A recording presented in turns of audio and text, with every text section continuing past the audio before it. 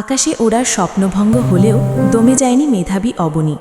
রক্ষণশীল শ্বশুরবাড়ির বাধা টপকে নিজের বুদ্ধি ও কালো রঙের প্রতি ভালোবাসাকে পুঁজি করে সে গড়ে তোলে সফল ফ্যাশন ব্র্যান্ড।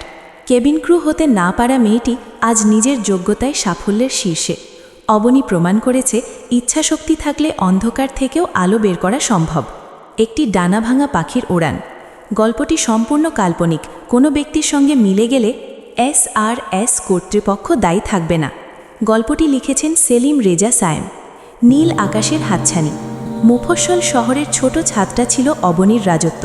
বিকেলে যখন আকাশের নীল রংটা গাঢ় হয়ে আসত, অবনী তখন আকাশের দিকে তাকিয়ে থাকত তীক্ষ্ণ নজরে। সে জানত ঠিক বিকেল 5:15 ঢাকা থেকে কলকাতার উদ্দেশ্যে একটা বড় বোয়িং বিমান এই মাথার ওপর দিয়েই যায়। সূর্যের শেষ আলো যখন বিমানের রূপলি ডানায় প্রতিফলিত হতো, তখন অবনীর মনে হতো ওই আলোর ঝলকানি আসলে তাকে ডাকছে।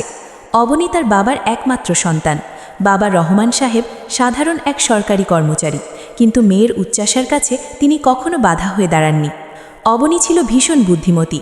স্কুলের বিতর্ক প্রতিযোগিতা হোক বা পাড়ার অনুষ্ঠান, সবখানি সে তার বুদ্ধি দিয়ে বাজিমাত করত। তবে তার স্বভাবে একটা অদ্ভুত ব্যাপার ছিল। সে প্রচণ্ড জেদি ছিল আর ভালোবাসত কালো রঙকে। তার ঘরের দেয়াল থেকে শুরু করে পরনের ওড়না সবখানি কালোর আধিপত্য। সে বলতো, সাদা রঙে দাগ পড়ে যায় বাবা, কিন্তু কালো নিজেই পূর্ণ, এতে কোনো খাদ নেই। কেবিন ক্রু হবার স্বপ্নটা তার ছোটবেলা থেকেই। মেধা, উচ্চতা আর বাচনভঙ্গি সবই ছিল তার পক্ষে। সে ইন্টারভিউয়ের জন্য প্রস্তুতি নিচ্ছিল, কিন্তু ভাগ্য সম্ভবত আড়ালে বসে অন্য একটি চিত্রনাট্য লিখছিল। অবনীর যেদিন চূড়ান্ত ইন্টারভিউ, সেদিন সকালেই রহমান সাহেব হার্ট অ্যাটাক করেন। হাসপাতালের নিবিড় পর্যবেক্ষণ কেন্দ্রের বাইরে যখন অবনী বসেছিল, তখন তার কানে বাজছিল ইন্টারভিউয়ের সময়সীমা পার হয়ে যাওয়ার অ্যালার্ম, কিন্তু সে নড়তে পারল না। একমাত্র মেয়ের কাছে তখন স্বপ্নের চেয়ে বাবার নিঃশ্বাস বেশি দামি ছিল। মাসখানিক পর রহমান সাহেব সুস্থ হয়ে বাড়ি ফিরলেন, কিন্তু শরীর আর আগের মতো রইল না। সংসারের অভাব আর অসুস্থ বাবার অসহায় মুখ দেখে অবনী বুঝতে পারল তার ওরাল দেওয়ার সময়টা অনির্দিষ্টকালের জন্য পিছিয়ে গেছে। ঠিক এই সময় রহমান সাহেবের বাল্যবন্ধু আজমল সাহেব তার ছেলে সায়েমের জন্য অবনীর প্রস্তাব নিয়ে এলেন। সায়েম বড় কনস্ট্রাকশন ফার্মের সিভিল ইঞ্জিনিয়ার, মার্জিত, শান্ত, কিন্তু ভীষণ ঘরকুনো মানুষ। অবনী জানত এই বিয়েতে মত দেওয়া মানে নিজের হাতে নিজের ডানা কেটে ফেলা, কারণ সায়েমের পরিবার ছিল ভীষণ রক্ষণশীল। কিন্তু বাবার কৃতজ্ঞতার ভরা চোখের দিকে তাকিয়ে অবনী তার জীবনের সবচেয়ে কঠিন সিদ্ধান্তটা নিয়ে ফেলল। সে নিজের জেদ আর বুদ্ধি খাটিয়ে ভাবল, আকাশে উঠতে না পারি, অন্তত মাটিতে তো শক্ত করে পা ফেলতে পারব। 4 দেওয়ালের পিজর। বিয়ের পর অবনীর জীবন সম্পূর্ণ বদলে গেল। সে এখন এক বনেদি পরিবারের বড় বউ। শাশুড়ি রাবেয়া বেগমের কড়া শাসন, আমাদের ঘরের বউরা বাইরে চাকরি করবে না, আর আকাশ কুসুম স্বপ্ন দেখবে না। অবনী দেখল সেই যে স্মার্টনেস আর বুদ্ধির জন্য পরিচিত ছিল, তা এখানে শুধু রান্নার রেসিপি আর ঘর সাজানোর কাজে ব্যবহৃত হচ্ছে। সায়েম তাকে ভালোবাসত, কিন্তু সে ছিল নীরব দর্শক। সে অবনীর মনের ভেতরের হাহাকার বুঝত, কিন্তু মায়ের কথা অবাধ্য হওয়ার সাহস তার ছিল না। অবনী লক্ষ্য করল তার কালো রঙের প্রতি ভালোবাসা নিয়েও শাশুড়ির আপত্তি। কালো হলো শোকের রং, বিয়ের পর এসব অমঙ্গল পড়তে নেই। এই একঘেয়েমি আর স্বপ্নের মৃত্যু অবনীকে মানসিকভাবে ভেঙে চুরমার করে দিতে পারত, কিন্তু অবনী দমে যাওয়ার পাত্রী নয়। সে তার বুদ্ধিকে কাজে লাগানোর নতুন পথ খুঁজতে শুরু করল। সে ভাবল, যদি আমি আকাশের উঠতে না পারি, তবে আমি আমার ঘরটাকেই আকাশ বানিয়ে নেব। অন্ধকারের মাঝে আলোর পথ। অবনীর কাছে একটা পুরনো ল্যাপটপ ছিল। সে রাতের বেলা যখন সবাই ঘুমিয়ে পড়ত, তখন সে ইন্টারনেটে সময় কাটাতে শুরু করলো। সে দেখল বর্তমানে অনলাইন ব্যবসার জগৎ কত বড়। সে তার ব্যক্তিগত জমানো অল্প কিছু টাকা আর নিজের গয়না বন্ধক রেখে গোপনে একটা পরিকল্পনা করল। সে তার বুদ্ধিকে কাজে লাগিয়ে বুঝতে পারল বাজারে অনেক দামি পোশাক আছে, কিন্তু যারা মার্জিত এবং কালো রঙের আভিজাত্য পছন্দ করে তাদের জন্য বিশেষ কোনো ব্র্যান্ড নেই। সে নাম দিল তার ব্র্যান্ডের দ্য ব্ল্যাক অ্যাস্থেটিক। শুরুটা ছিল ভীষণ কঠিন। দিনের বেলা সে এক আদর্শ গৃহবধূ, রান্না, ঘর মোছা, শাশুড়ির সেবা সবই করছে নিখুঁতভাবে।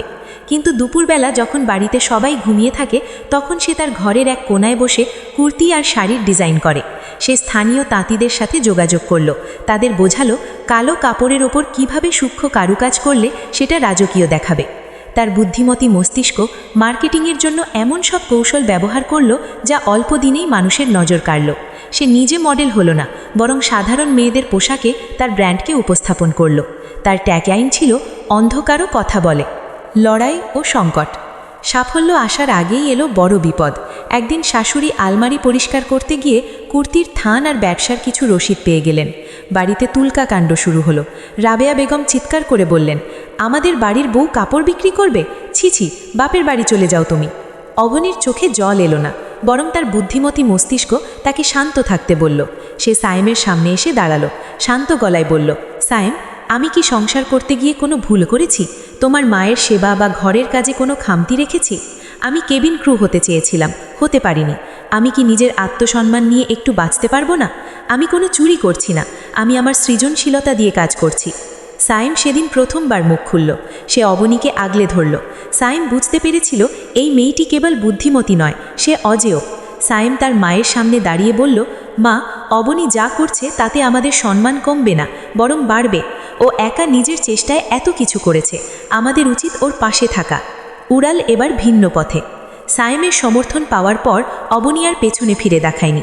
সে তার ব্যবসাকে বড় করতে লাগলো। সে বুঝতে পারল কেবিন ক্রু হিসেবে সে হয়তো মানুষের সেবা করত, কিন্তু উদ্যোক্তা হিসেবে আজ সে 10 জন মহিলার কর্মসংস্থান করছে। একদিন এক বড় ইভেন্টে অবনীকে সেরা নারী উদ্যোক্তা হিসেবে আমন্ত্রণ জানানো হলো। সেই অনুষ্ঠানে বিশেষ অতিথি হিসেবে ছিলেন একজন পাইলট। তিনি অবনীর সংগ্রামের গল্প শুনে বললেন, আপনি আকাশে ওড়েননি ঠিকই, কিন্তু আপনি যে উচ্চতায় পৌঁছেছেন সেখানে আমরাও পৌঁছতে পারি না। সেই রাতেই সায়েম অবনীকে একটা উপহার দিল, একটা ছোট মডেল বিমান, আর তার সাথে সুইজারল্যান্ডের বিমানের টিকিট। সায়েম বলল, তুমি সেদিন যেতে পারোনি বলে আমাদের অভাব মেটেনি। আজ তোমার কামাই করা টাকায় আমরা দুজনে মেঘের দেশে যাব। এবার তুমি যাত্রী হিসেবে নয়, এই পুরো গল্পের রানী হিসেবে যাবে। উপসংহার, জীবনের নতুন মানে। বিমানের জানালার পাশে বসে অবনী দেখছে পেঁজা তুলোর মতো মেঘ। তার পরনে তার নিজের ডিজাইনের সেই গাঢ় কালো জামদানি শাড়ি। সে আজ বুঝতে পেরেছে ভাগ্যের পরিহাস বলে কিছু নেই। ভাগ্য কেবল আমাদের পথের মোড় পরিবর্তন করে দেয়। মেঘের ওপারে যেমন সূর্য থাকে, তেমনি প্রতিটি কষ্টের ওপারেই লুকিয়ে থাকে এক টুকরো অনাবিল আনন্দ। শুধু ধৈর্য ধরে সেই মুহূর্তটির অপেক্ষা করতে হয়। গল্পটা যদি আপনাদের ভালো লেগে থাকে আর এইরকম গল্প পেতে লাইক, শেয়ার ও ফলো করে পাশে থাকুন। আপনার জীবনের গল্প বানিয়ে নিতে আমাদের সাথে যোগাযোগ করুন। সম্পূর্ণ গল্পটি শোনার জন্য আপনাকে ধন্যবাদ।